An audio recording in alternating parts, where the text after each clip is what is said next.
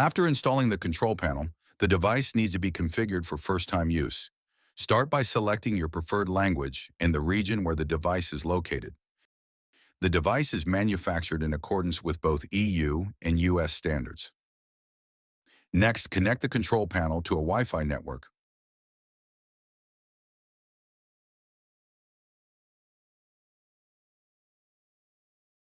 Once connected, the device will automatically begin updating its software. If a message appears saying, "Update successful," there is no need to press OK. The update process will continue on its own.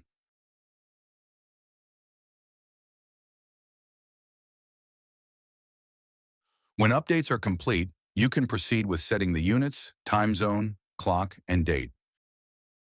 If the control panel is connected to Wi-Fi, it will use the UTC time zone automatically. If it's not connected, you'll need to enter it manually. All red highlighted numbers can be adjusted manually. After setting the time and date, enter the heater model and power rating,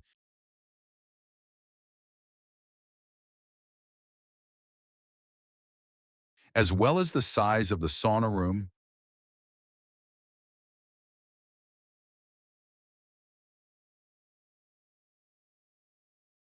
and, if applicable, the area of the glass door.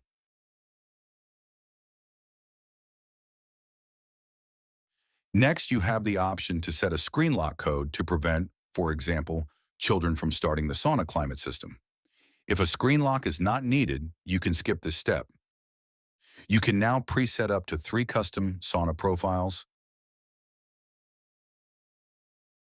For each profile, you can choose the desired temperature, sauna duration, starting from the heating phase,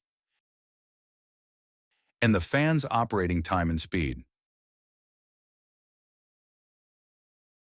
These settings can be changed at any time, even while the sauna is heating or in use.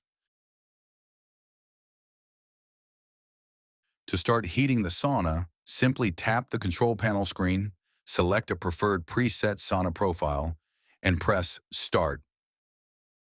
Once the target temperature is reached, a notification will appear on the screen.